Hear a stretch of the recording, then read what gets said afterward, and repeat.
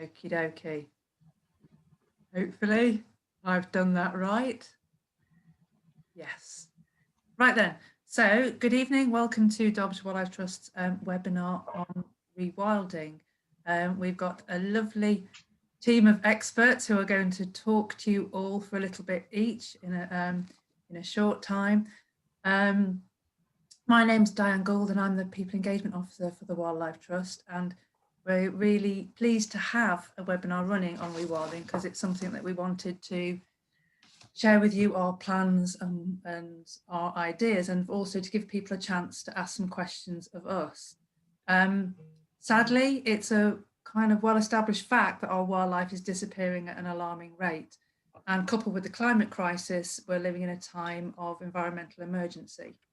The wildlife trusts are working together and they're calling for at least 30% of our land and our seas to be connected and protected for nature's recovery by 2030. And that's where the name comes from, our 30 by 30 campaign. We want to make more space for nature to recover and to restore wild places so that nature can help us tackle the climate crisis. 30% is the absolute minimum. Obviously, we'd like more than that. But we've got an awfully long way to go to even reach that. And so if anybody wants to help us, as we've been saying about getting volunteers, anybody wants to help us, it's absolutely brilliant. So rewilding is really big on the 3030 agenda, and it's something that the Derbyshire Wildlife Trust were very excited about. And that's why tonight we wanted to give that opportunity for people to listen to a little bit about what we've got to say, to maybe help clarify some of the thoughts that we have behind it, and to give you opportunities to ask questions if there's anything you'd like to know about, whether it's concerns you may have or how you can help, what you can do. That's what we've got our lovely panel here for. So tonight we're joined by Rebecca Wrigley from Rewilding Britain, and she's going to be talking to you about the sort of the bigger picture of rewilding over Britain. We have Matt Buckler, who's our head of Nature's Recovery, and he's going to be talking to you a bit about bringing it to Derbyshire and our plans for that. And then last but no means least, we have Dave Savage, who is our regional manager for the White and the Dark Peat region. And he's going to be telling you a little bit about some of the projects we've got in the north of the county, focusing on rewilding. They'll each speak to you for about 10 to 15 minutes. And then after that, we're going to have a question and answer section where you can post your questions, and if you want to nominate a panelist to answer it, you can do, or they can just fight it out over who gets to say their piece. You don't have to wait for the Q&A section. You can go into the Q&A button, you can go into that and post your question in there. Don't put them in the chat, that's just for general comments and things like that. And also we won't be using the raise hands facility. We're just going to stick to the Q&A. So post them in there. If there ends up being a lot of questions in the Q&A, don't worry, we don't necessarily go through them in order, but we will try and get through as many as we can in the time that we have. So before we do that, we thought we'd start with a poll. So just a quick question for you all. I'm going to share a poll. We just want you to vote, to give us an indication of how you feel about rewilding. So that should be appearing on your screens and you'll be able to vote. So just choose the word that fits best with how you're feeling. And we're going to do this at the end as well, see if it changes. I can hear the fireworks all going nuts as well. It's like fireworks for the poll.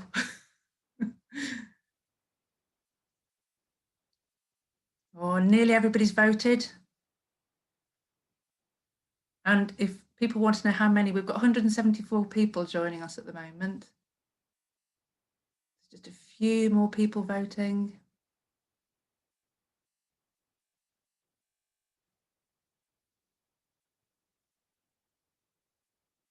I think it's slowing down now. Maybe a few people have undecided. Shall I end it? Would you like to see? What do you think the results are going to be? Okay, I'm going to share the results. So that's quite positive. 70% are excited by rewilding. Oh, well, somebody couldn't see the poll. They do normally flash up on the screen. It might depend. It's like the Q&A section. Most of the time we can bring you in to ask your own question. Occasionally, with the settings of your computer, you can't always see it. So I'm sorry about that. Next time there's a poll, I'll read it out, so at least you can maybe post in the chat as well. But 70% are excited by it, 20% are happy, 8% unsure, maybe you need to convince that 8%, and just 2% are worried. Oh, and somebody missed the excited option, so there should be more in the excited. So that's good. Fabulous. So I shall stop rambling and I shall hand you over to Rebecca. Great, thank you so much. It's really great to be here tonight. I can also hear the fireworks going off. Yeah, no, I'm really delighted to be joining you because Rewilding Britain has been working with Derbyshire Wildlife Trust for quite a while, and we're just really impressed by the ambitious plans that you've got and the ways that we are working together to as David Attenborough says, rewild the world. So I'll just let me just use technology to share my screen. So I've just got a few slides to share. So let me do it just, there we go. So Rewilding Britain was set up about 5 years ago, really with a mission to get a debate about rewilding, raise awareness, and help catalyse rewilding in practice. So that's what we've been doing for the last 5 years. And I suppose what I wanted to start with is what is rewilding? I mean, first there was a lot of controversy about the word rewilding, and now sometimes the debate about it has been polarised. And so what we did at Rewilding Britain was I mean, fundamentally, rewilding is about large-scale restoration of ecosystems to the point where nature can take care of itself. But there's more to it, or we feel that there's more to it than that. So for us, we've defined 5 principles of rewilding that guide what we do and how we work. And I'd like to start by saying, for us, people are part of nature, not apart from it. So rewilding is about people. We are just one species within an ecosystem. It just happens that we've taken slightly more of space than other species, maybe more than us are due at the moment. But rewilding is about supporting people and nature together. It's about working with communities, and whatever change has to involve those local communities, because otherwise it's not going to be lasting change. So yeah, for us, people are part of nature, and whatever we do has to work for both.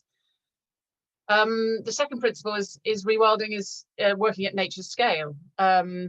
So one of the things that I think really differentiates rewilding from other types of conservation approaches is working with what's called natural processes.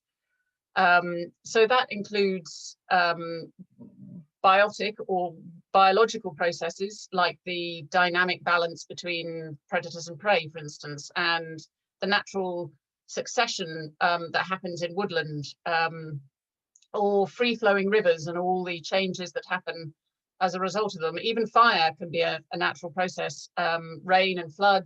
So it's the way, it's a sort of way a naturally functioning ecosystem is really dynamic and complex, with many interactions and food webs and the trophic cascades that you might have heard of, whereby species interact in really complex ways, from predators down to dung beetles. And I don't know if anyone's seen the amazing film, The Serengeti Rules, but I would highly recommend it, because it really describes how important those trophic cascades and that complexity is to the way that nature works at its best.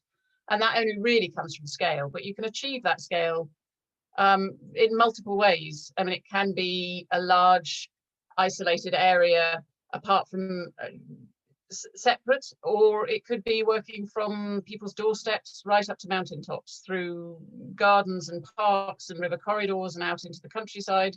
So we can achieve that scale in numerous ways. It's not just those isolated areas. So letting nature lead, well, that's about not necessarily focusing on individual species and conserving individual species, but again, it's reinstating those natural processes so that the whole system can function optimally. And that does include, where appropriate, reintroducing missing species, because what we found is that certainly particular species are critical to the health of ecosystems. I mean, we all know about beavers and the role that they play as ecosystem engineers and as keystone species. But there are many more of those critical species, and it's about putting that complexity back and putting the species back in so that we can upgrade our systems and make them more complex and more resilient and more dynamic and more abundant and more diverse. Britain should be teeming with wildlife. That's what we'd like to see.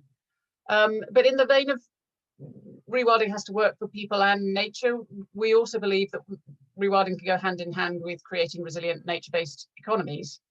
And that provides opportunities for people to diversify incomes, particularly in rural areas. So that can include, yes, probably public payments from subsidies, but also diversifying forestry income, for instance, using low impact silviculture and forestry techniques that mimic those natural processes, or some forms of high nature value production, for instance, or meat production. Tourism, nature-based tourism is really taking off, and now that we're all looking for somewhere to go within Britain and taking staycations, that could become a boom area. So we think that rewilding can go hand in hand. Ecological change can go hand in hand with economic change, and obviously we'd like to see that, the benefits of that for the long term. Oh, something's. There we go.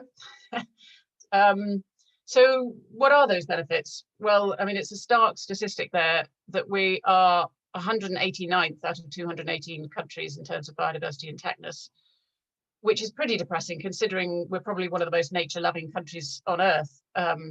So there's a funny, strange dissonance between those two things, I think. But what we found is that rewilding and naturally functioning ecosystems do have multiple benefits. One of them is the carbon that they draw down from the atmosphere, and we know there's increasing evidence to suggest that naturally functioning ecosystems are better at doing that. For instance, natural forests and woodlands are better at sequestering carbon over the long term than plantations. So that's one benefit. I mean, we've just put a report out to say that another benefit is the resilience that ecosystems can have to climate heating, to climate change. So we know that climate zones are moving 5 kilometers a year at least as the climate heats, and species are having to move and adapt with that. And the critical factor to whether they can do that or whether we might indeed see increased extinction rates is that those species have habitat of high quality and connectivity to disperse into. And rewilding and naturally functioning ecosystems can provide that. I mean, obviously it can help reverse biodiversity loss and reverse that awful statistic on that page. As I said, it can support diversified nature-based economies. And, you know, over the last 6 months, we've seen just how important it is to our own human health and well-being, and the health and well-being of our living systems, of the water that we drink, the air that we breathe, flood mitigation, and all of those things. But we also know that we are facing climate and ecological emergencies. So we feel, as Derbyshire Wildlife Trust does, that now is the time to act. And we really support the 30% by 2030 target. If we are going to have an impact on extinction rates and on climate heating, that's the minimum, I think, that needs to happen. So for us, that's a rallying cry. But of that, what we'd like to see is core rewilding areas. So those areas where we maximize natural processes to the highest extent possible. So we have as healthy ecosystems as possible across 5% of Britain. And we particularly like to see our national parks leading the way there, and not just having 5%, but maybe our national parks should have 30% wild areas. That obviously leaves 25% where we'd like to see marine, I mean, and this includes for us marine areas as well as land areas, but we'd like to see marine and land uses that are nature enriching, and that's again, perfectly possible. It's working with natural processes to the highest degree possible that sees nature enhanced, rather than, as we've seen over the last decades, that we are losing species. We'd like to restore them. And obviously that includes 30% of our inshore and offshore waters as well. So what's Rewilding Britain doing to sort of help that change and achieve that target? Well, in the last few weeks, we've launched phase 1 of what we're calling the Rewilding Network. So we're seeing, and we have been contacted by, quite hundreds of people, from landowners and estate owners, private landowners, to Derbyshire Wildlife Trust, who've been working closely with, to public bodies, to companies who are interested in, who might own land, and are all saying, well, what can we do to make a difference? And up until now, we haven't been able to support all the interest that we've been receiving. So what we're doing is setting up a network, and there will be a collaborative learning platform so that people can be in contact with each other and find out and learn from each other and gain a sort of sense of a movement for change. Because I think we can all play a part. We all have to play a part in making change happen. Again, as I said, from doorsteps and gardens and parks and river corridors out into rural areas and into the remoter areas where we might find our wildest places. So that's, that's going to be set up in phases. We've now got on our website, we've got a map of current projects, and we're wanting to build that network and increasingly connect up the projects, or help to connect up the projects, and help people to access the support and information and knowledge that they need to put rewilding into practice. And so I suppose for us, rewilding, the opportunities are, we'd like to really see a sort of movement for change, a sort of coordinated, locally led action that starts to rewild and connect up, responds to the upsurge in interest in rewilding, and creates a sort of myriad of initiatives across what we're calling the rewilding spectrum. So it may be wilder areas, or maybe just small changes that people can make in their local parks. But if you connect that up, that all can achieve change at scale. But obviously we'd also like to see government, joined up government action that mainstreams rewilding and nature's recovery, providing financial support for that, for instance, through the Environmental Land Management Scheme. So that's sort of a very quick run through, I suppose, a gallop through how we see Rewilding Britain, how we see rewilding and the change that we'd like to see. And obviously that change can only happen if we start to join up initiatives. And that's why it's really exciting to be working with the Derbyshire Wildlife Trust and to be here tonight.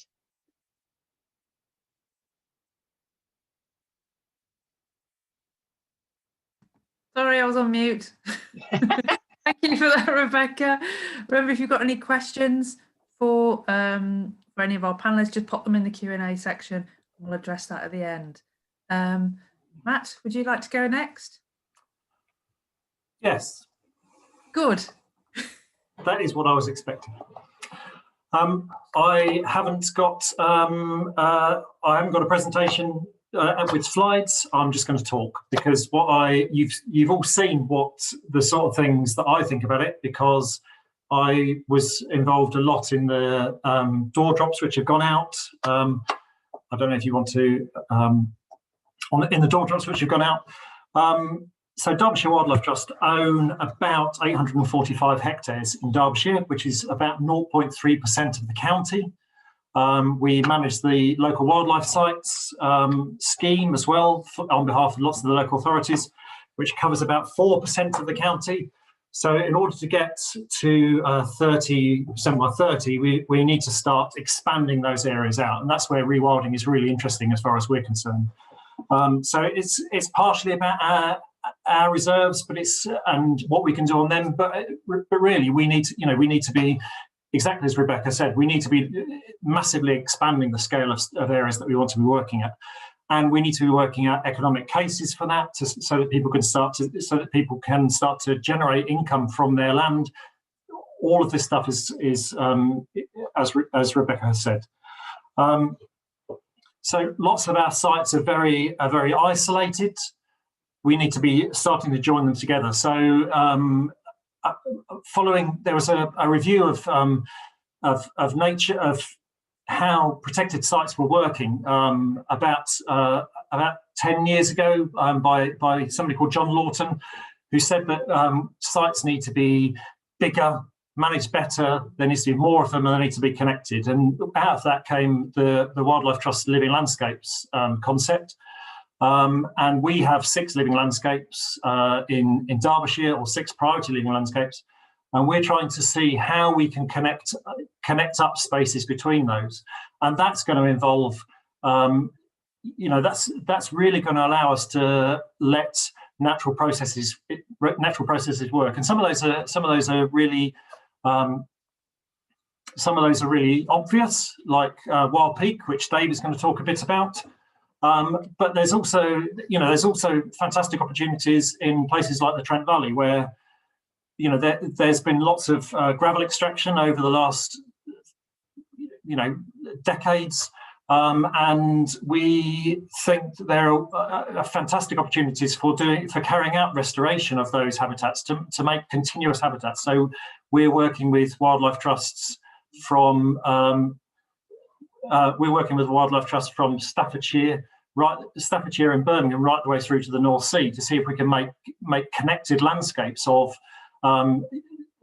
wetlands and woodlands, to see what we can do to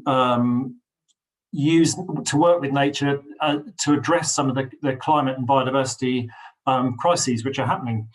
From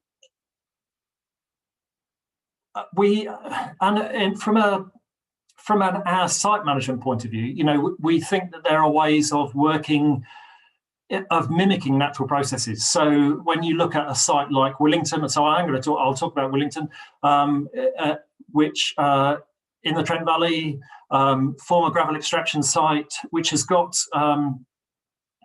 where we've managed it in the past to open up reed beds, to keep reed beds open.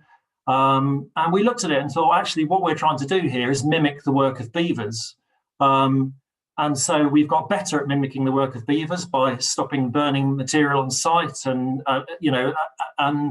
we said, well, we'll just fell trees and leave them in the water.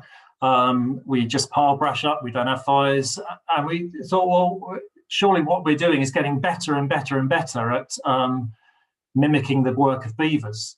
And so why don't we just reintroduce beavers when we mimic it completely? And because I think one of the things, again, if you can watch the Serengeti rules, do so, because it is truly fantastic. Because I think that one of the things is that we don't understand really the impact of the activities that we undertake, and so we don't know about all of the species which are dependent on beavers on a site. And what we mimic is going to be, it's like doing potato prints of beavers. And what you want is somebody to go in and actually do a proper diagram, proper drawing of it. And the best people to do that are beavers who actually know exactly what it is they're doing.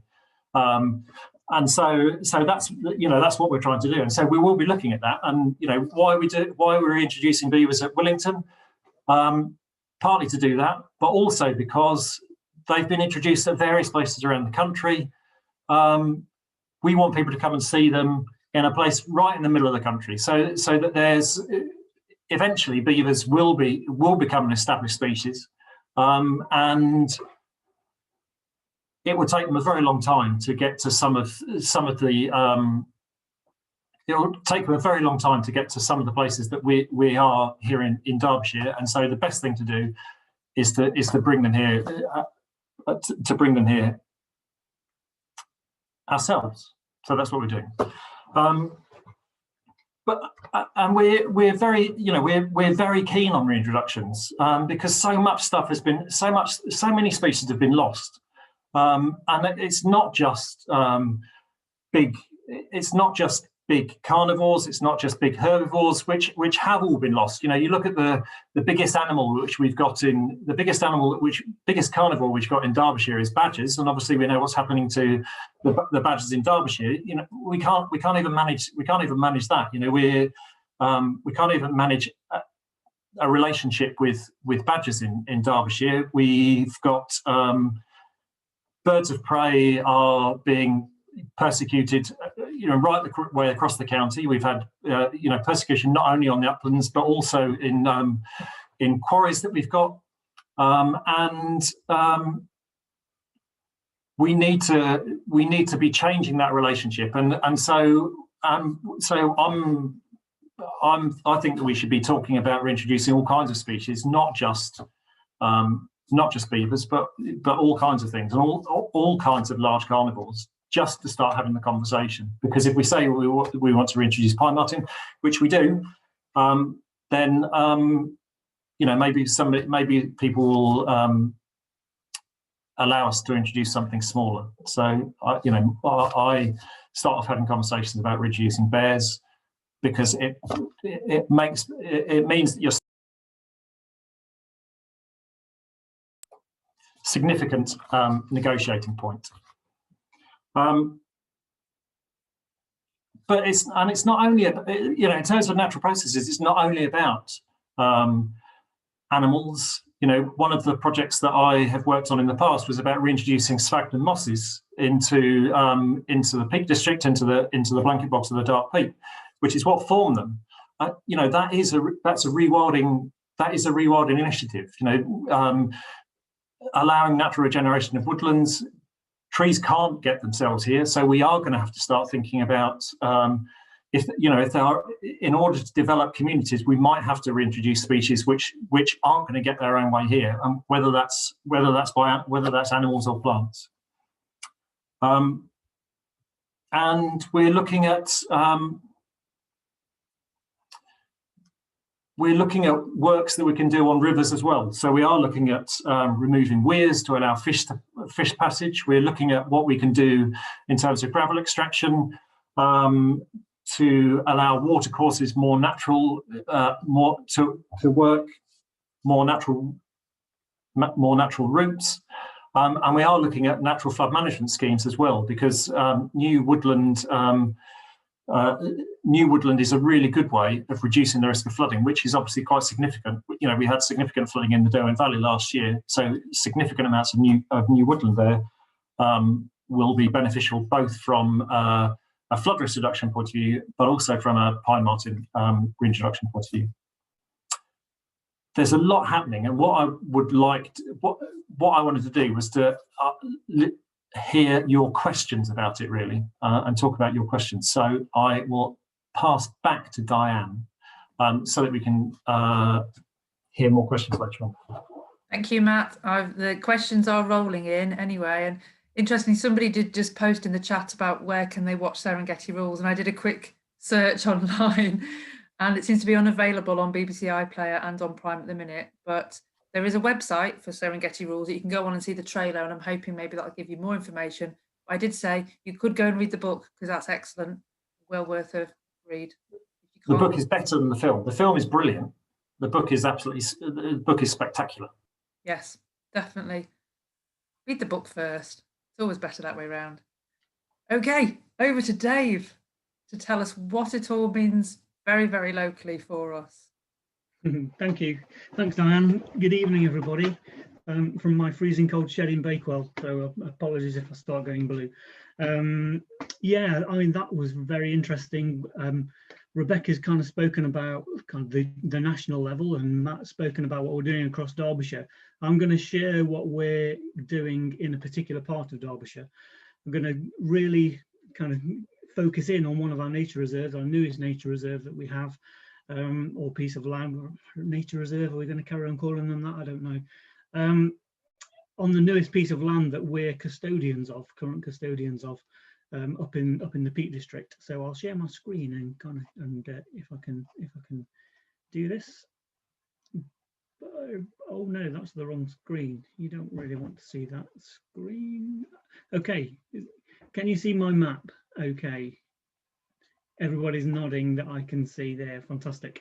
So this is our great new site up in Thornhill, and the difficulty really is, and one of the most exciting things that we're going to be doing over the next year is, thanks to Rewilding Britain, we're going to be able to work on looking at the Peak District and working out how, on a much bigger scale than how we've worked normally, how we can make rewilding work and how we can make it financially viable.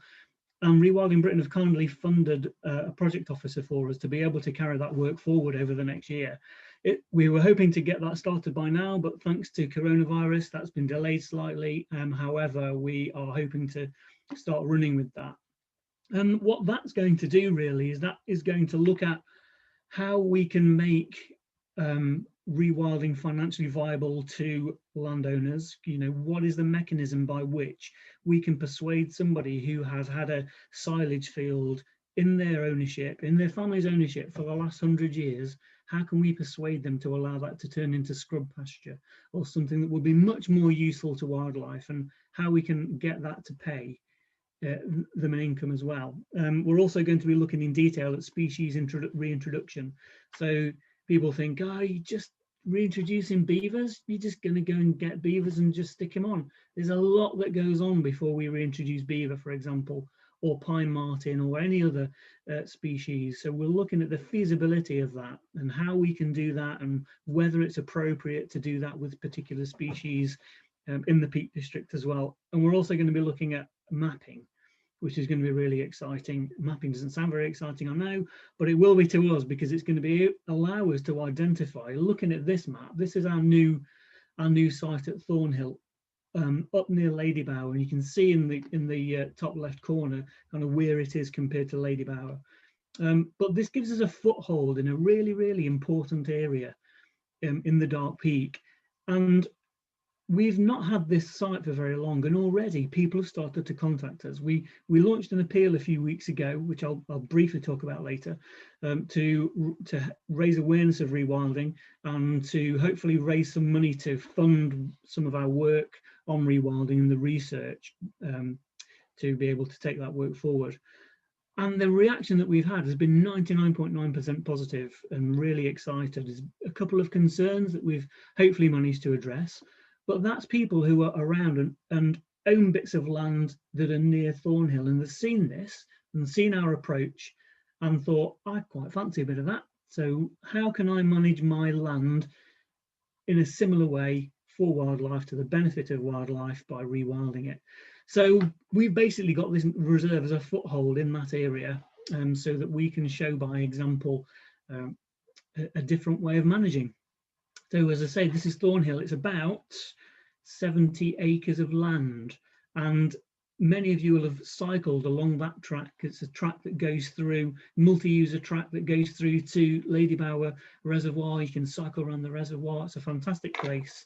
And so we're lucky enough to win that. We were given some money by an anonymous donor who wanted to do something for wildlife, wanted to help us show rewilding and a different way of managing land. Because of course at the Trust we've had a tendency in the past, through the best of intentions and actually really good management, but kind of taking a site in a snapshot of its evolutionary history and kind of keeping it that way. We've found a good species of wildflower, or a rare species, or a rare species of something, and we've engineered that site and managed it for the benefit of that species, not knowing whether that has had a detrimental effect on any number of other species as well.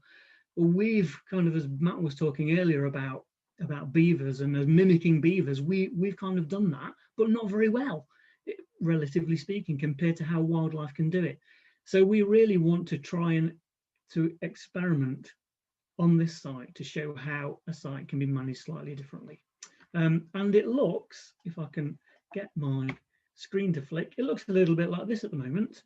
So in some ways it would be good to have almost a blank canvas to be able to manage, and to kind of start from scratch with something that has no features at all. We don't have that here at Thornhill. We already have a really nice wild site, and it's quite mixed and varied. It's got this woodland on the hillside, which is kind of mature hawthorn woodland, which is unusual in itself, because often we see hawthorn and we cut it down or we make it into hedges or something like that. But actually hawthorn scrub is brilliant for wildlife. And it's got these fantastic meadows in there as well.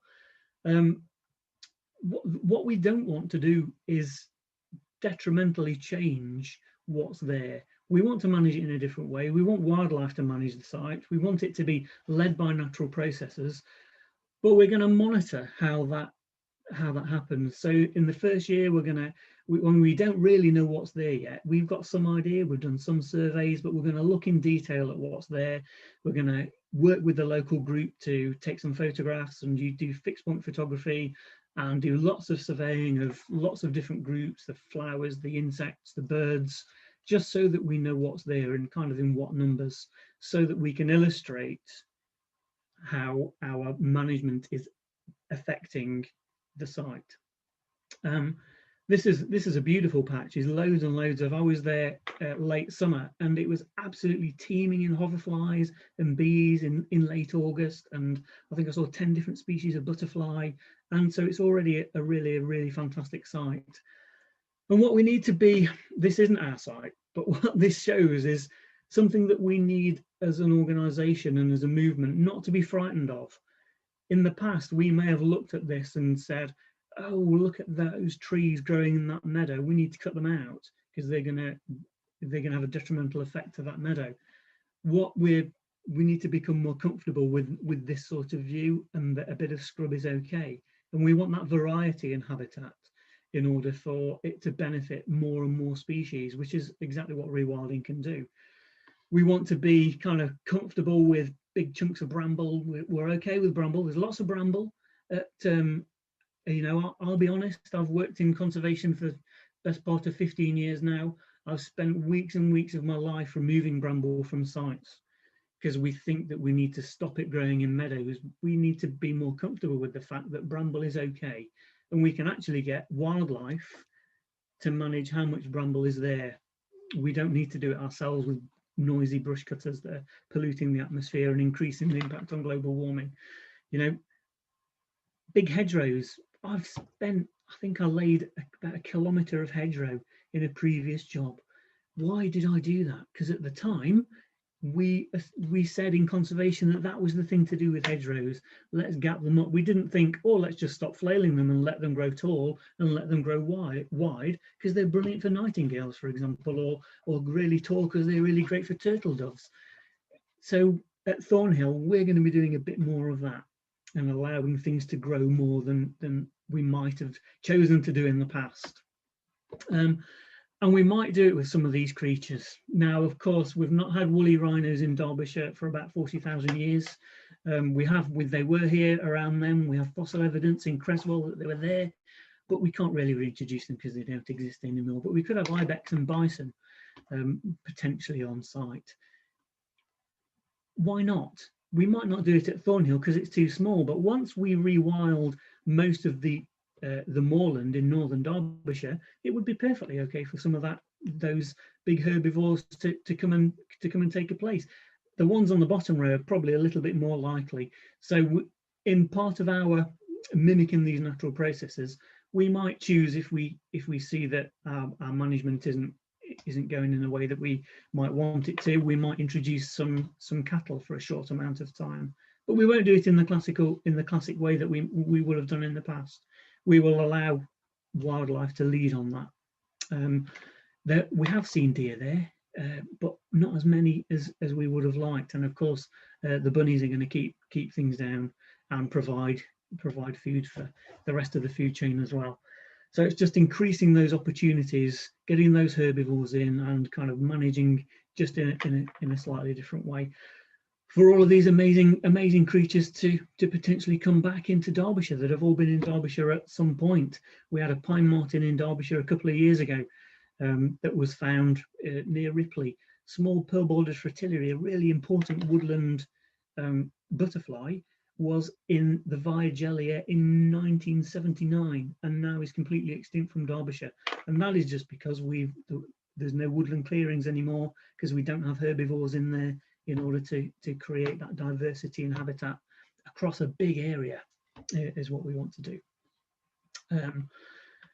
And Matt was talking about our appeal earlier. We launched this appeal. It was kind of focused on Thornhill. We tried to encompass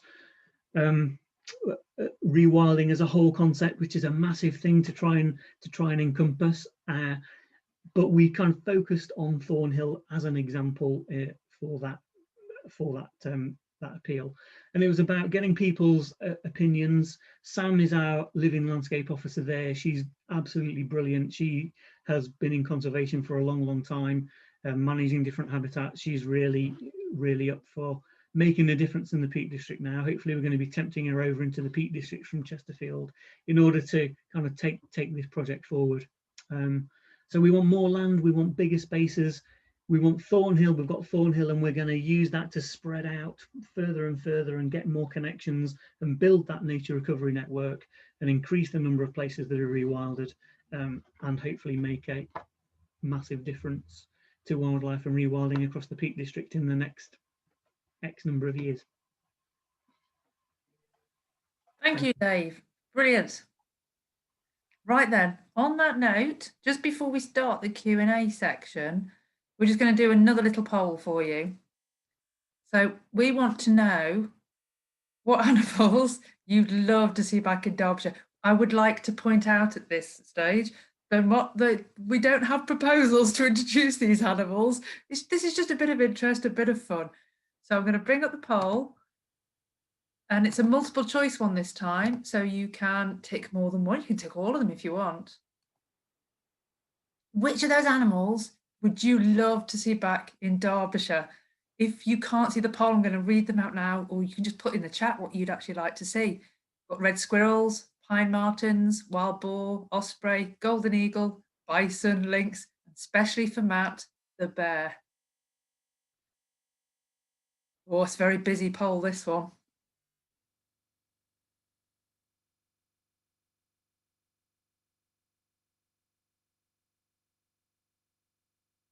It's very furious voting here. It's still happening.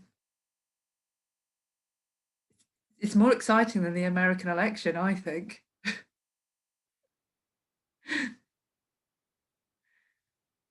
Well, it's starting to slow down now. Which do you all predict will be the top one? Well, I think it's going to be bison. Oh, that would be amazing. They complement your beaver, Matt, at Willington. Did you see that there was a lady in the chat from Washington? Fabulous, isn't it? Lots of people in the chat saying red squirrel. Oh, Martin wants wild boar twice. He's very keen on them. Beaver, we discussed whether to put beaver in the poll, but we didn't because they're already coming. So we thought, you know, right then, I think pretty much everybody has voted. I'll share the results with you. Ooh. We're not surprised the red squirrel is the winner. I grew up where there was lots of red squirrels, so I was very lucky. And yeah, I have a very soft spot for red squirrels, but the bear's the least popular, I'm afraid, Matt. I'll take 27%. I think that's pretty good, 27%. Yeah, we've got quite a few. Golden eagles doing well, and osprey as well, and pine marten. So that's good. Maybe less of the bison and bear, but and lynx is quite popular, 58% really for that. Debbie Elston's delighted that mammals are more popular than birds, I think. Josephine Walker would like ibex. Hey, Debbie. Hello, Debbie. Right, I shall put that away. Okay, so we're over to the Q&A section. So there's 44 questions to get through here. We'll get through as many as we can. I can do them in order, or I can sift through. Let's just bring somebody in. So what I'm going to do is bring people in. I will need to unmute you, and I think you need to unmute on your screen as well. Just occasionally, some people's computers don't allow us to speak live. But if that's the case, I will ask you a question for you, but we'll try and get you on. So the first question is being asked by Pamela Butler. So Pamela, can you? Yeah, hi, here I am. Hello. Yeah, I wanted to know what you thought about the ideas for leaving grass verges uncut and rewilding those, whether you thought they'd make a significant contribution or would it just be a small contribution? Did you catch that? Is it well, for me, it's again, it's about small actions that can build up into big actions. So I mean, a grass verge near us, you know, I live in suburban Oxford. Over the May, when they stopped cutting them so much, there was orchids coming up. I mean, God knows how many years it has been since they had been cutting it so close. I mean, surprising things can emerge, I think. And I think if it were the only thing, it probably wouldn't have a huge impact. But again, as I was saying, is if you have people doing rewilding actions in their gardens that are from their doorstep, that lead into grass verges, that lead into parks, that lead into river corridors, that lead out into the countryside, then that can have a cumulatively big effect. And if it's happening all down road verges and motorways, and so yeah, I mean, I think it is a very positive action, and not least because then people can see these wonderful species, right, like the orchid that I saw happen to see almost just outside my door. So I think small actions, when they're joined up, can lead to big change. I think as well, it's it's a reasonable size area, and so we think about as a species which moves, we think about road verges as something which connects up other spaces.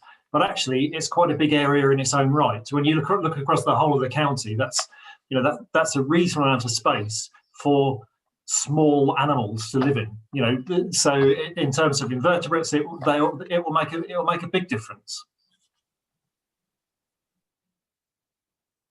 Agreed. Do you want to add anything to that, Dave? I'm just saying, if anyone's driven on the M1 south of Leicester these days, where they've done the grassland restorations on the big verges on the side of the M1, they've done some amazing, apart from building roads, which isn't quite so amazing, and those problems, but actually, they've done some quite rich wildflower meadows that, as Matt said, can have a massive impact on the landscape. So I absolutely think they can have a really big impact too.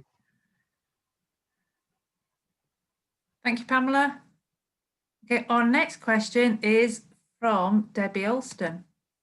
Debbie, if you'd like to unmute. Hi guys, thank you for excellent series of talks. I was telling my students only 4 hours ago about grassland management and how important bramble and scrub is. So it's nice to hear that echoed by yourselves. Yeah, sorry, my question might be a bit evil. In terms of, what do the speakers think of Natural England's recent announcement about the Nature Recovery Network, and how will this help rewilding and your ambitions? We're supportive of nature recovery networks. I haven't read Natural England did a webinar about it today, didn't they?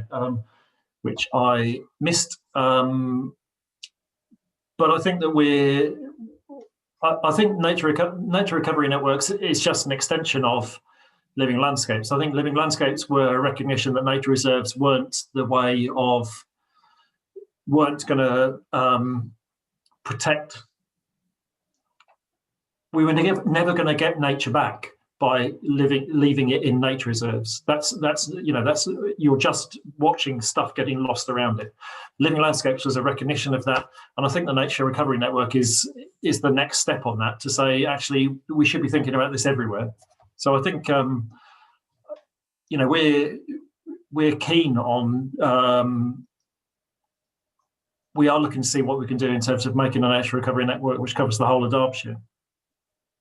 And we're working with neighbouring counties to do the same, to join up with them as well. I think I would agree.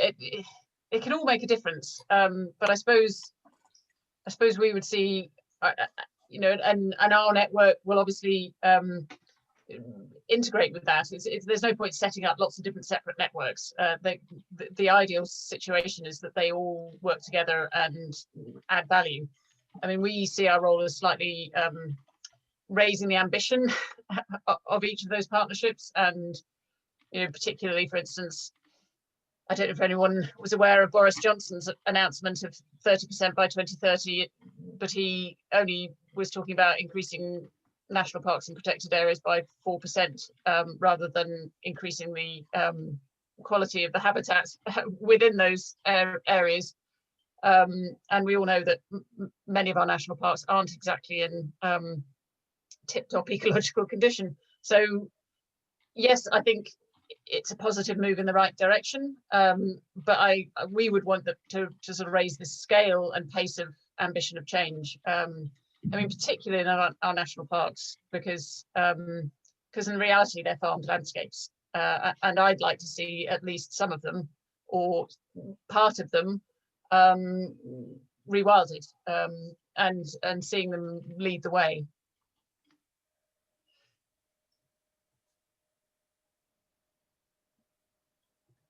Thank you, Debbie. Has that answered your question? Yes, it has. Thank you very much. I didn't know I was still on speaker. Thank you. That's all right. Our next question is from Rob Buckler. Would you like to unmute and ask your question? Yeah, hi, good evening. Yep, I think Matt touched on it briefly, but do you think that the currently taking out 70% of badgers as a keynote species, particularly for re-landscaping and seed dispersal, counterbalances any effort that reintroducing other species does?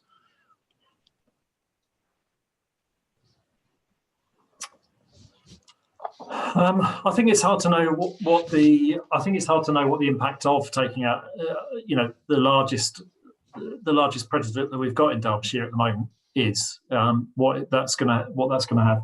I think one of the other things is that from a rewilding point of view, mesopredators, badgers, foxes, would have been prey for other things, and so there would have been things which kept populations of those down. Do I think so? I think we don't know what the impact is of removing things from ecosystems, and we don't know whether it will have an impact. We don't know yet what the impact is. I don't know whether that's a very helpful answer. I think my answer would be, one, as far as I'm aware, it's not. If you're talking about removing them for TB purposes, it's not proven that works anyway. And we'd like to see. I mean, that's part of that kind of idea of naturally functioning ecosystems, where you have predator-prey relationships that are naturally functioning. So our whole policy to the way that we manage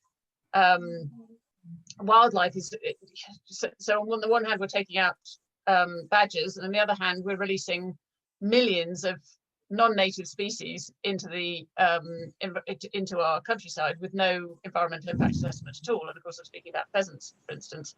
So I think we need a really coordinated, joined up, holistic approach to the way that basically to land management, to land use, and to create land use plans locally, so that integrate nature and farming and tourism and all aspects of what we're asking of the land, and sort of managing and looking at an individual species is just not based on an understanding of how systems and ecosystems work and function.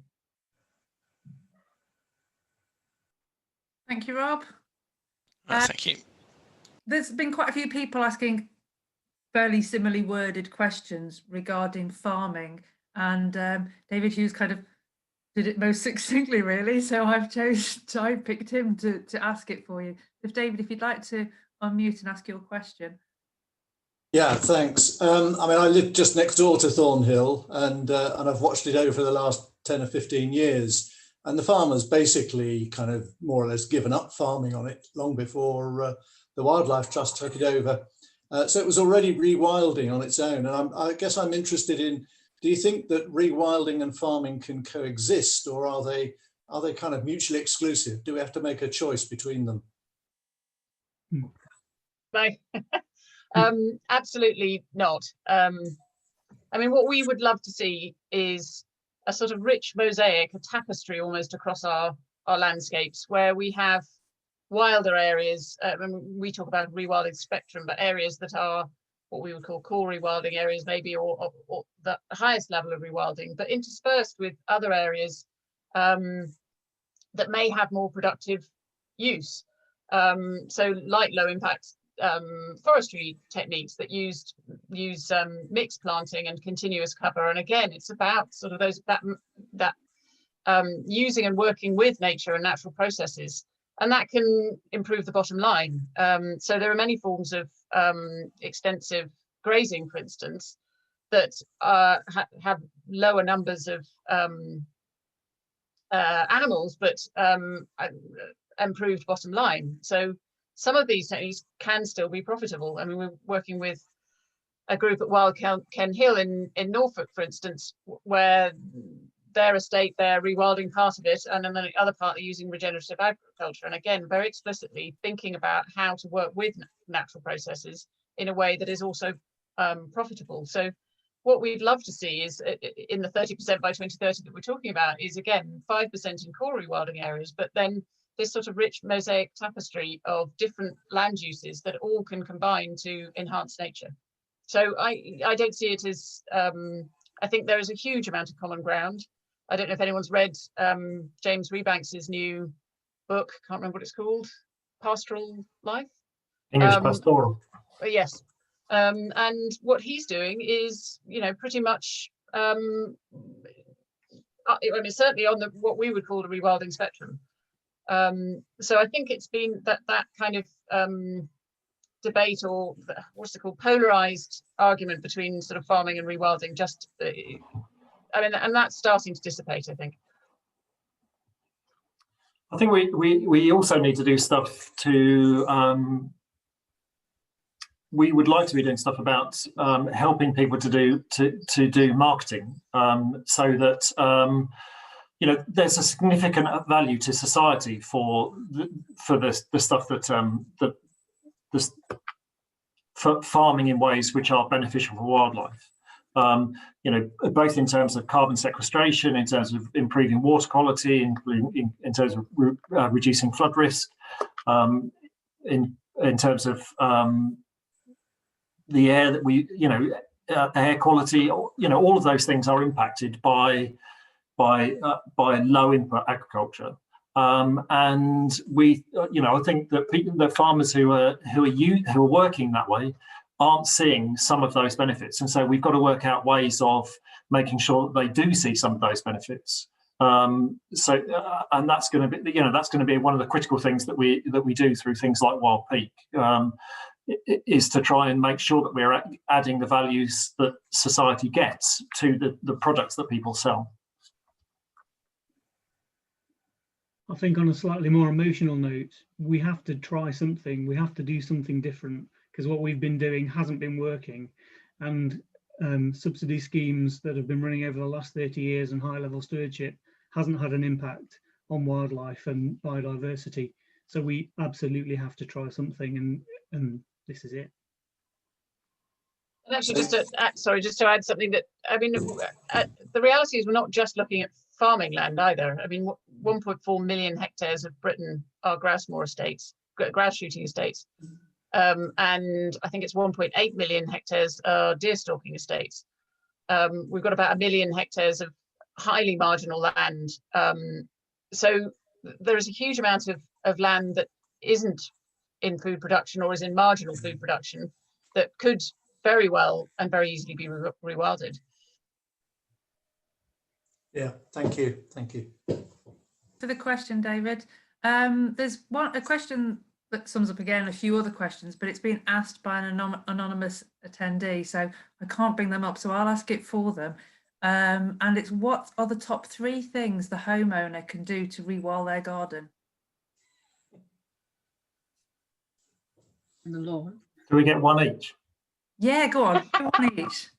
One suggestion each.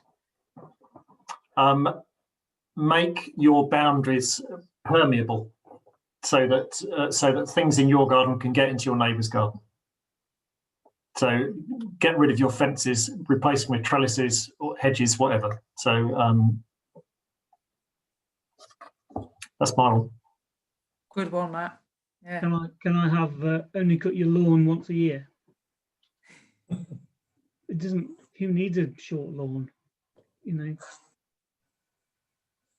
And I suppose I would add, it depends a bit on the size of the garden, but just leave part of it to do its own thing. Just get a bit scrubby and messy and see what happens. Excellent. Hopefully that's answered the question. And I like just a comment from the chat. It's from Jo Hanny, who I assume is Jo Hanny I know from the Peak Park. She's just made a lovely comment. Great that someone called Dave Savage works on rewilding. That's how I got the job. He only got employed because of his name. Okay, we have a question next from Sharon Moore. If you'd like to unmute and ask your question, Sharon. Can you hear me okay? We can. Excellent, thank you. Just go back to Rebecca's talk, actually. I'm really interested in this idea of rewilding network across Great Britain, because we've heard some fantastic stories tonight about what's happening in Derbyshire. But I think I've just noticed Debbie in the chat has just said, yeah, nature doesn't recognise our county boundaries. Just wondered how we were working, how we're proposing to work to influence like central and local government and planning authorities and that, so that we could kind of grow those local projects across boundaries. Really. I'm unmuted. I mean, I think there's 2 things they can do, which I said in the talk. One is coordinated locally led action. So, and you're right, that needs to be cross borders. And so that's one of the things that the network that we've started is aiming to do. I mean, we've got both projects, but also groups. So there's a Yorkshire Rewilding network, and there's a Devon one coming up, and so they're sort of popping up all over the country, really. And so this platform, it's one of those collaborative learning platforms where people can come together and start to talk about different themes, like, I don't know, reintroducing beaver, or how do I manage pigs on my land to try and mimic wild boar, or what herbivore numbers do I need, or so start to talk through the sort of nitty gritty and learn from each other. And we'll use a mapping function, and we're kind of in the next phase of it. We're potentially going to work with a group called the Land App, and have a kind of interactive tool that helps you to make those decisions if you've got land and you want to rewild it. But it also does need, obviously, government led action.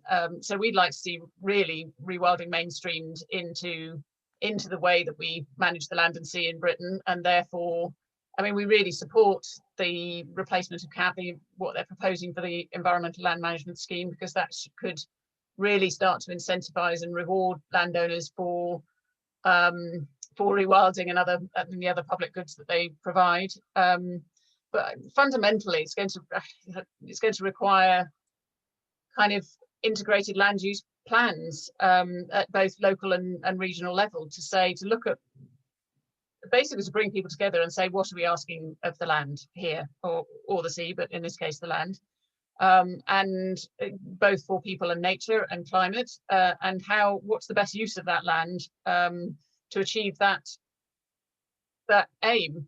So we've got to stop thinking in silos and think, well, this is forestry and this is farming and this is tourism and this is the urban area, and we've got to start integrating plans if we're going to have a kind of long-term future that works both for people and nature.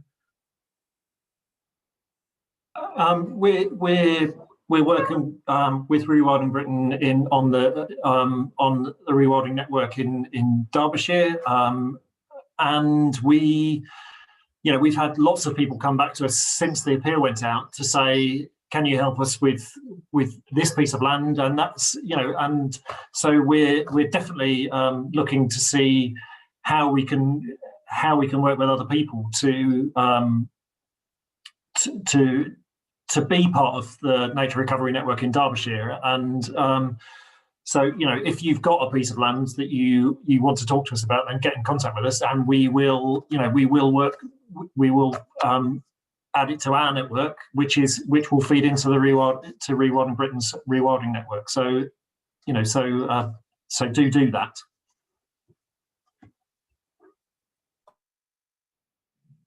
Thank you, Sharon. Did that answer your question for you? Yeah, that's brilliant. Thank you ever so much. Thank you for that. The next person we have is Rupert. Rupert, if you'd like to unmute and ask your question. Yeah, my question was, it's I suppose about the nature of what rewilding is. It's a managed process. And so how do you select the strategies and the species that you're going to support through that managed process, and what version of wild are you going for? Well, I would say it's a minimally, minimally managed process. I mean, it was, as an example, we're just about to release a report on the role of natural regeneration in woodland expansion. And the lessons that we learned from other places around the world is that, say in areas of Russia where a lot of farmland had been abandoned, nature just returned and took care of itself. It wasn't managed at all. It just, funnily enough, it's quite good at doing that. I mean, you know, look at the case of Chernobyl, for instance, of what happened after the nuclear accident there. Again, nature was left to take care of itself, and it did so very effectively. So I would say it's minimally managed, and only managed in a way that is orientated towards restoring those natural processes. So we would advocate for letting nature lead wherever is possible, giving nature a hand if it's needed. And for instance, in terms of woodland expansion, only planting trees or active forms of intervention if they're absolutely needed. So the management decisions around how can we restore those natural processes and let nature get to the point where it can take care of itself. I think one of the things that I've been battling with slightly is how to take that forward, Rupert, with our management plan for Thornhill, because you know, a classic style management plan would include priority species and targets for those priority species and those habitats. But what we want to do at Thornhill, for example, just to give one example, is to, as Rebecca said, really let nature lead on that, and almost have a visionary document rather than a strict management plan with these are our priorities, this is exactly what we'll do, and just kind of, you know, not, it sounds a bit flippant to say, oh, let's just see what happens, but that's kind of what we're planning to do. But if those habitats change really detrimentally, we'll probably step in and do something, or change kind of how we have the species, or have more grazing animals for a short amount of time. But we won't have those strict old style prescriptions, traditional models. I think it's worth saying that we're also not talking about, we're talking about working with natural processes, not with a natural process, which is succession. So stuff will automatically turn to woodland if you don't do any sort of management on it. So we would look to be having grazing on it. We would look to have ground disturbance, because those are processes which would have been in the past. So, you know, so at the moment we're looking to see what is there and what we can what's there at the moment. But you know, we would contemplate introducing pigs for a certain amount of time to start disturbing the ground, and we would look at having cattle on site because those are the best things that there are for mimicking the large herbivores which would have lived there. And so, you know, we'd be looking at it from a process point of view. Some of the times you've got to replace the processes, and you have to do that with species that there are, rather than ones which are no longer around. So,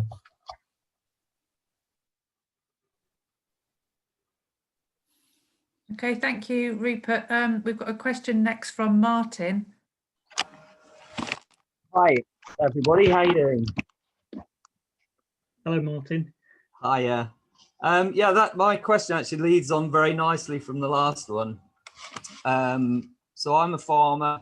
I have a small farm.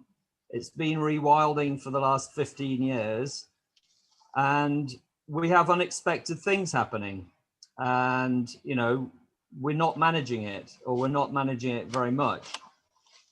So how do you overcome existing preconceptions about species which are considered invasive?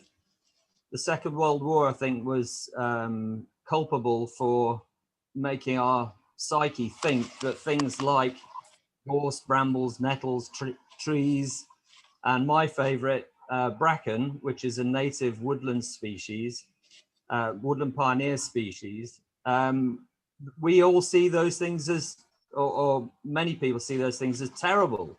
And my neighbors absolutely hate the fact that I allow bracken to grow, and my blackthorn is encroaching on their land.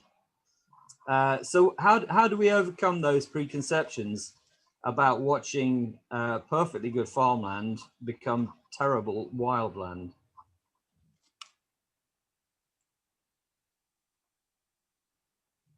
Good question. I think people's perceptions can shift and are ever changing. I remember Charlie Burrell from NEP said that he had a group of farmers visit him, and many of the younger ones, sorry, there's fireworks going off right outside my window. Where was I? Yeah, many of the younger ones were sort of sucking on their teeth and going, oh, this is terrible. But some of the older ones going, oh God, this looks like just like, I think it was sort of probably post-war, a period where there was a lot of sort of set aside and land wasn't in production, and they felt quite nostalgic about it. So, perceptions change quicker than I think than sometimes we think that they do. Hello, Martin. Good to hear from you. It's a great question, and I really do think that it's going to be one of our biggest challenges to change. Because I mean,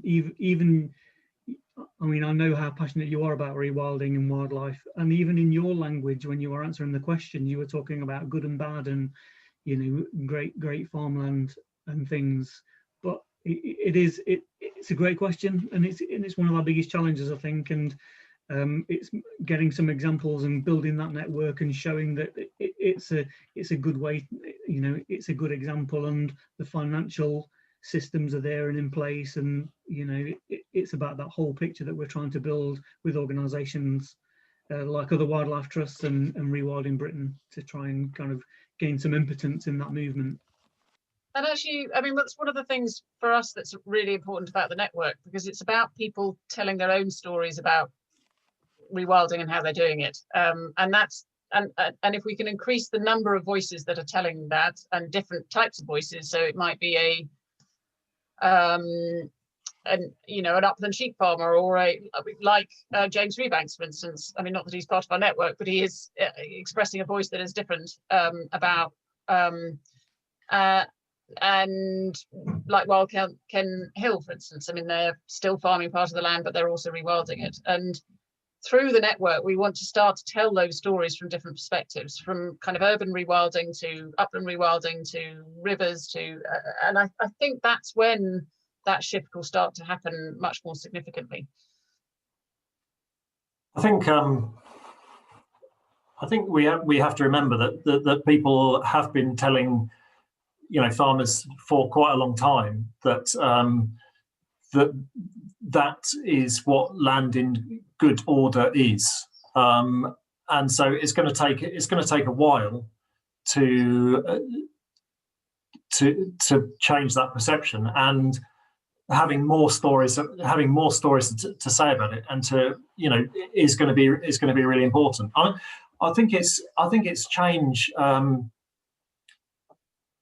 I think it's quite difficult to get your head around how significantly the perception is of this since the NEP situations has come out. You know this conversation about rewilding that we're having now, where we've got 160 participants, 180 participants.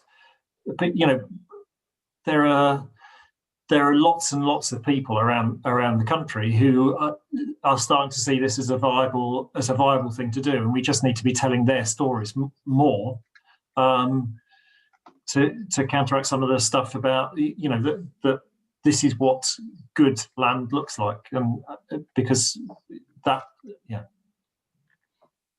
If I can add a little footnote, we've actually lost species off the land as well. So we've lost corvids, don't seem to come here as much as they used to. They seem to like sheepland. We've obviously lost the sheep that we used to have here. But we're now getting loads of raptors coming in because the earth is soft and full of field voles.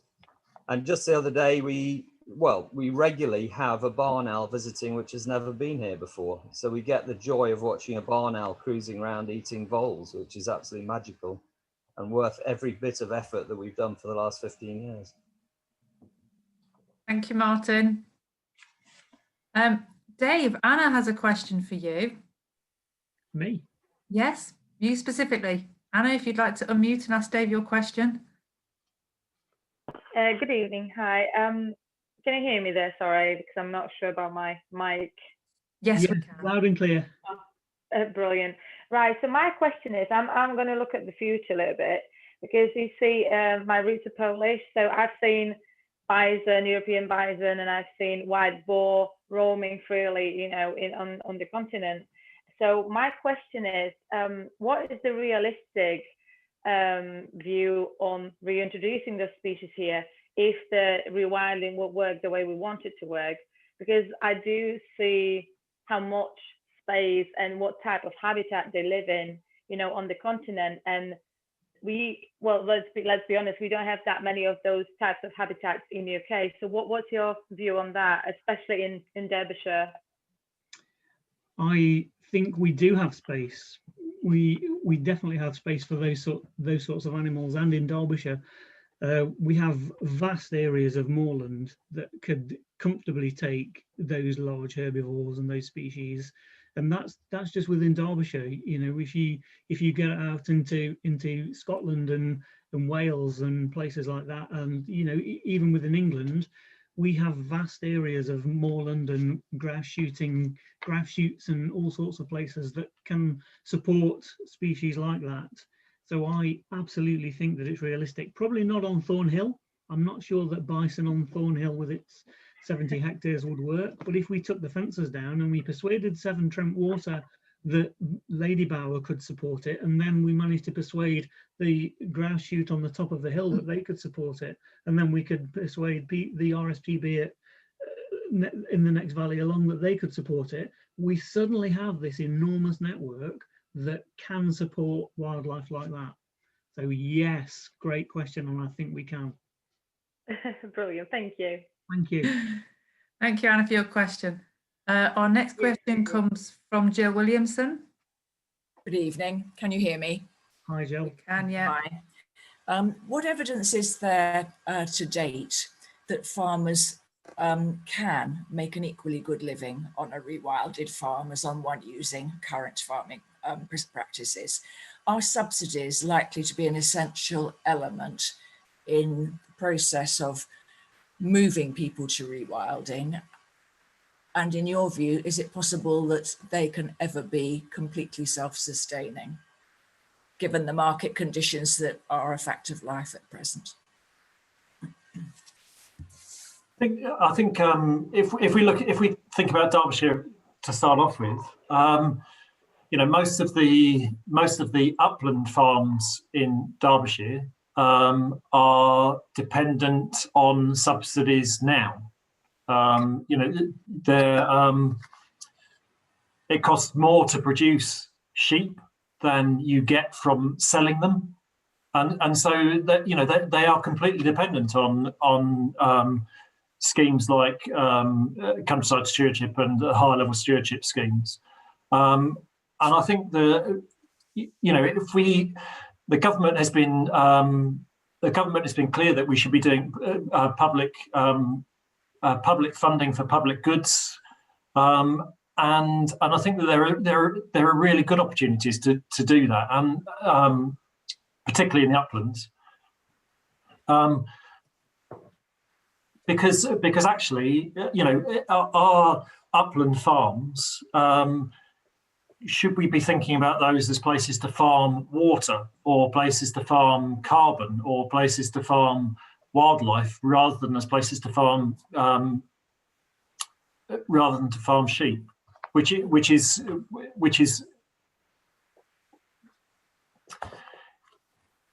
isn't a good financial model at the moment. Does that, for me? Oh, sorry. I was going to say, was that an answer to the question? You've certainly given me things to think about. Thank you. Well, I was going to kind of add to that, in that for me, it's almost like mimicking ecosystems. I mean, diversity in ecosystems brings resilience, because you've got because they're more resistant to change and can adapt and move and shift. And I think economically, diversification also brings resilience. And at the moment, many of our particularly upland farming communities are incredibly vulnerable, because they're so dependent on one source of income. I mean, Lord only knows what's going to happen after Brexit, and it's likely to get worse for them. So what we like, you know, we're doing another report looking at what we're calling nature-based economies, and do they bring that resilience for local communities? Because we'd like to see communities, you know, people stay on the land and work on the land, and we'd like to see communities thriving and schools staying open and shops staying open.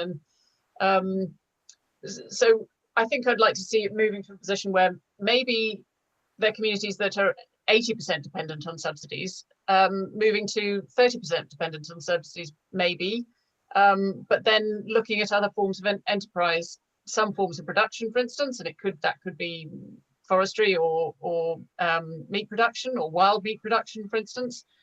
It could be nature-based tourism. And currently, people in Britain, well, not right now, but before, many people were flying around the world to watch wildlife where they could stay in Britain, for instance. So, but there are also nature-based products. I mean, who'd have thought that gin would be the niche product of the day? And there's many gins that are marketed that use wild forage products, for instance. So there may be different sorts of products that come from nature that we haven't even thought of yet, that could help that process of diversifying and becoming more resilient. That's fascinating. Thank you. I love that you got gin in there as well. Yeah, maybe I'll... Just before the next question, actually, we've had a comment put in the chat, which is really good, from David Blowers. And it says, much of this is about attitudinal change. Think seatbelts, drink driving, smoking, recycling, rewilding. Dave wanted me to read that out for you. Our next question is from Andrew. It might even be the last question. It depends how long you all talk for, really. Yeah, can you hear me? Yes, we can. Yes. I'm obviously not Andrew, I'm white. Yeah, I'm wondering how we can prevent more wildlife equaling more road deaths. That's a good question.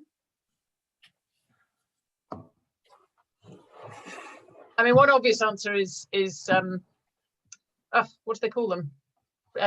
Green bridges, tunnels. Yeah, I mean, I think we need to require all infrastructure to incorporate that right from the start. So, I mean, it's not going to avoid all of them, but it might avoid some of them.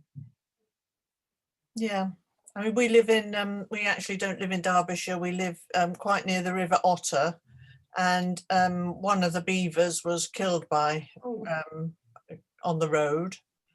And, you know, all the way through the New Forest, I believe the roads there are fenced because of the deers. Would that sort of thing be necessary? Well, not fenced at all. No, and yeah, they have cattle grids there, I think, to get.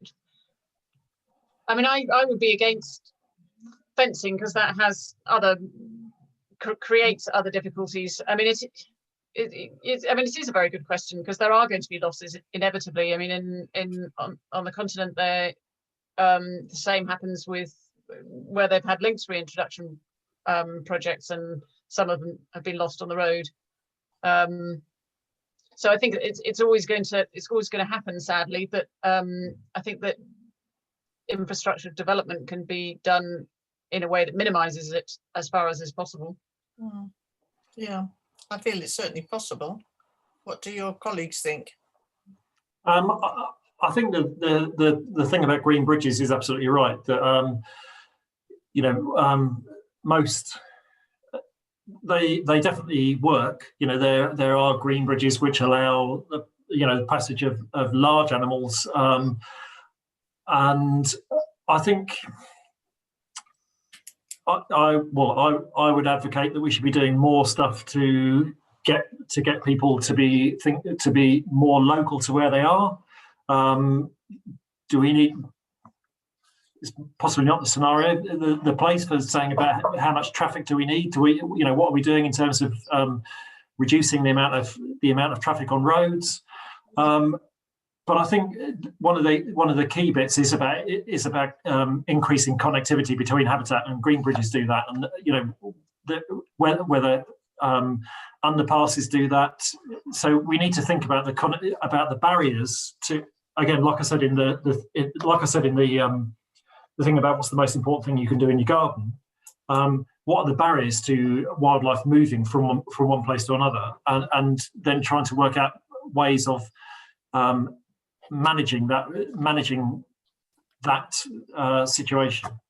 Yeah, thank you. I was going to say similar to Matt about reducing. Oh, sorry. Right. Sorry.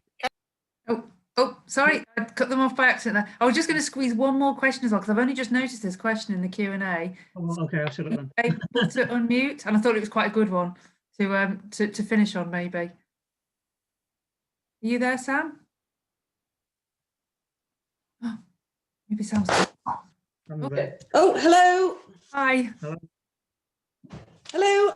I was just wondering, how do I'm representing a local sort of neighbourhood plan group, and we've got a lot of local land. We're in the Ecclesbourne Valley, which is just delightful. And how do we engage with our local landowners and our farmers in rewilding? Do we even mention it? Probably not on first meeting. Yeah, that's what I thought. Maybe sneak at them sideways. Well, I think it's about starting with where the common ground is. Go and have a cup of tea and find out what you've got in common first before, And I think there often is a lot of common ground, but I suppose it also depends what you want to ultimately achieve through that conversation. Yeah, I think it's probably best to pick your opening gambit. As Rebecca said, there are conversations that I wouldn't go in and start off with. It is about finding what we've got in common and how, because I think that people generally have more things in common than you think. Somebody's put in the chat that not all farmers and landowners are anti-wildlife. That's absolutely right. But I think that I've done lots of work working in partnership with people, and it's much easier to do that if you go into it thinking, how can we both get what we want? And that's the way. That would be the way that I would go about doing it. And if you want to get regeneration of nature and regeneration of wildlife, you need to listen really first off to what it is they need, with that in your mind. Okay, thank you very much. Thanks, Sam. Good luck. Thank you. So I'm sorry we didn't manage to answer everybody's questions. There was still quite a lot in the Q&A there, but hopefully, because some of them were fairly similar, we've managed to address most of the issues. Just before we finish, we've got one last poll to do, just to see how your attitudes, how you're feeling with your attitudes now. So we've got, again, how do you feel about rewilding now? Worried, unhappy, unsure, happy, excited, and more excited. I'm much less worried about it than I was 2 hours ago. That rewilding or the webinar? Yes. Votes are still coming in. Give everybody time just to have a vote.